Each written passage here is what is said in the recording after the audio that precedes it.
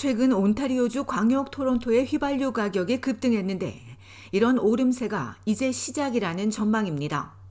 캐나다 에너지 전문가는 온주 남부의 1리터당 휘발유 가격이 지난주에만 12센트 치솟았다며 휘발유 오름세는 이제 시작일 뿐이라고 설명했습니다. 현재 평균 1달러 59센트인 GTA 휘발유 가격은 5월 24일 주말이나 7월 1일 연휴쯤에는 적어도 20센트는 더 오를 걸로 예상했습니다.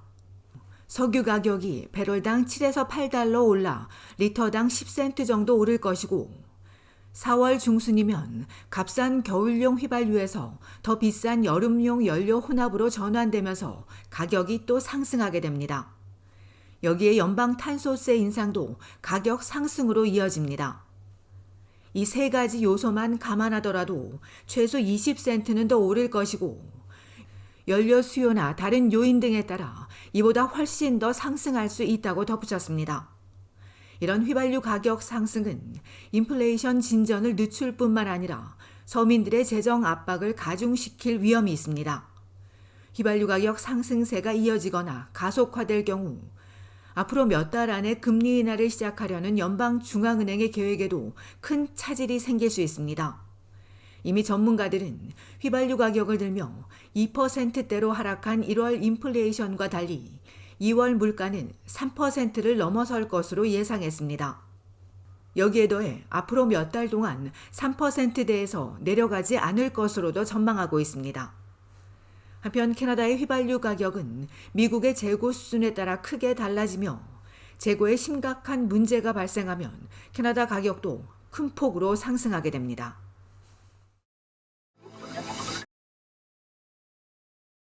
브리티시 컬럼비아주 고등법원은 버나비 노래방 한인간 살인 사건의 가해자가 제기한 항소를 기각했습니다. 7년 전 36세였던 로이드 제이 소는 2021년 2급 살인 유죄 판결을 받고 최소 10년간 가석방 없는 종신형을 선고받았으며 현재 형을 살고 있습니다. 소 측은 범죄는 부인하지 않았지만 당시 해리 장애가 있었고 또 살인에 필요한 의도를 갖기에는 너무 술에 취해 있었다고 주장했습니다. 그러나 항소법원은 이러한 주장과 재판 판사의 무죄 추정 위반 등 오류를 지적하는 변호인 측의 다른 주장 모두를 기각했습니다. 소는 2017년 9월 18일 당시 38세였던 김 씨와 시비 끝에 노래방 주점에서 가져온 칼로 김 씨를 여러 차례 찔러 숨지게 했습니다.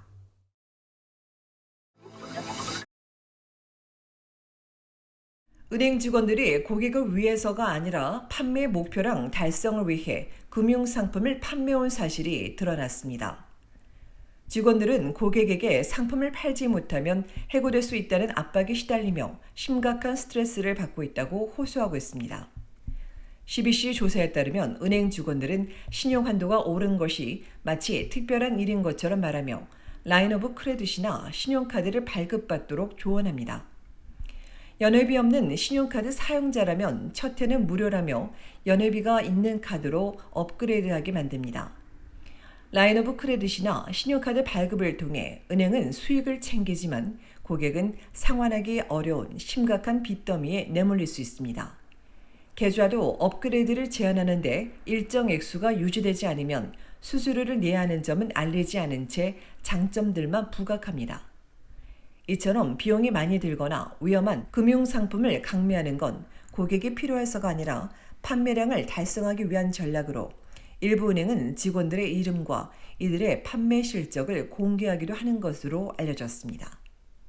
뮤추얼 펀드 수수료에 대해서도 잘못된 조언을 해주고 있고 부채나 모기지가 있다고 해도 부채 상환보단 투자를 유도하고 있습니다. 소비자 옹호 전문가들은 은행이 고객들을 이용하고 있고 불법적인 조언도 마다하지 않는다고 지적했습니다. 진정한 재정 상담가라면 투자가 아니라 고금리 부채와 이자를 먼저 갚도록 고객에게 조언할 것이라며 은행들의 이 같은 행태는 은행법 위반이라고 설명했습니다. 은행들을 관리 감독하는 기관도 문제입니다. 이 기관이 은행의 판매 관행을 우려하며 매우 심각하게 받아들인다고 전했지만 실제로 이들이 벌금을 부과한 사례는 매우 미미한 것으로 나타났습니다. 지난 20년 동안 기관이 벌금을 부과한 건 2천만 달러 미만에 그쳤는데 반면 미국과 영국 규제 당국은 10년 새 수십억 달러의 벌금을 부과했습니다.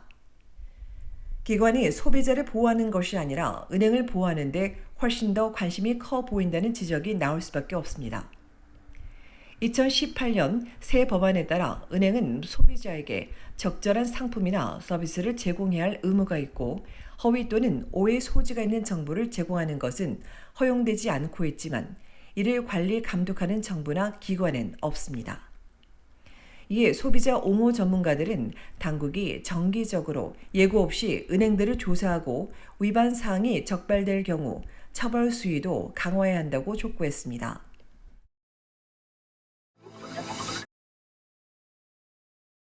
온타리오주 토론토에서 올 들어 두 번째 홍역 환자가 발생했습니다. 여행을 다녀온 지 확진된 영유아는 집에서 회복 중인데 앞서 11일 오후 에이징코트 공립도서관에서 열린 마술쇼를 관람했습니다.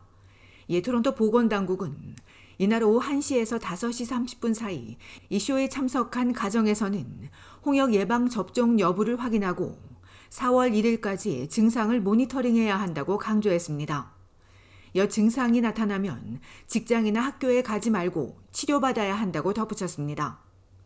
지난달 16일 토론토에서 첫 확진된 환자는 영아로 병원에 입원한 것으로 알려졌습니다. 토론토에선 지난해 홍역 환자 4건이 확인됐습니다. 감염성이 높은 홍역 확산을 막기 위해선 홍역 예방 접종이 최선입니다. 홍역은 전염성이 매우 강한 호흡기 바이러스로 초기 고열과 기침, 콧물, 눈곱 등을 보인 뒤 3일에서 5일 후 발진이 나타납니다. 홍역에 걸리면 폐렴과 뇌염 등 심각한 합병증으로 이어질 수 있으며 특히 영유아에게 치명적입니다.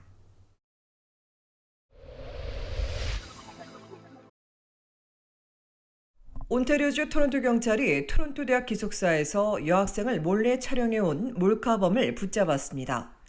경찰은 19세 일본인 유학생 슌노스케 고시카와가 올 1월부터 3월 사이 토론토 대학 윌슨홀 기숙사 안 여자 샤워실에서 피해자들이 샤워하는 모습과 옷 갈아입는 장면을 몰래 촬영한 것으로 보인다며 관련 혐의로 체포했다고 밝혔습니다. 고시카와가 자신의 휴대전화로 이들을 몰래 촬영했다고 밝힌 경찰은 추가 피해자가 더 있을 것으로 보인다며 피해자의 얼굴을 공개하고 피해자들의 제보를 기다린다고 전했습니다.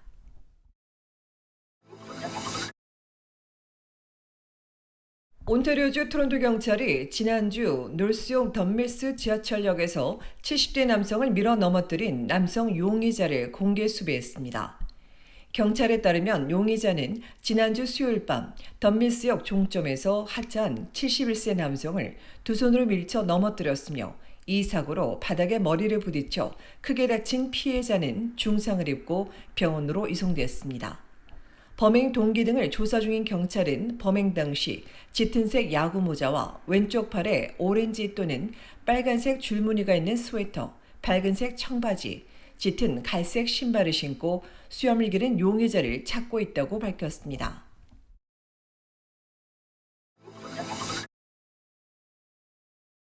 세계 최대 전자상거래 업체 아마존이 오는 20일부터 모든 고객을 대상으로 대규모 할인 행사를 진행합니다.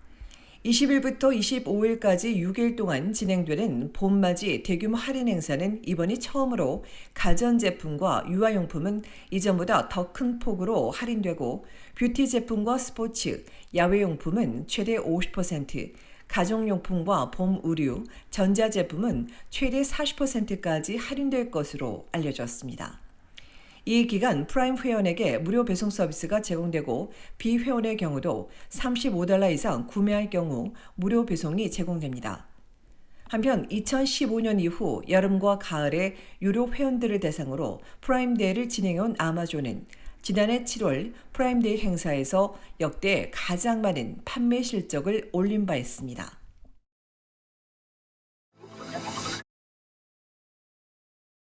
홍북 정신건강협회가 유언장 작성에 대한 온라인 세미나를 개최합니다. 다음 달 3일 오전 10시 30분부터 12시까지 온라인에서 열리는 세미나에선 정주건 변호사가 유언장의 필요성과 법적 효력, 작성 시 고려해야 할 사항 등을 중심으로 자세하게 안내해 줍니다.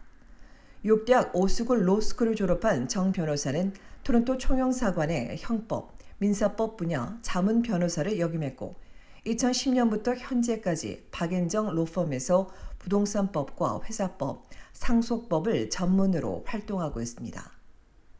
한국어로 진행되는 세미나는 참가비는 없지만 사전에 등록해야 합니다.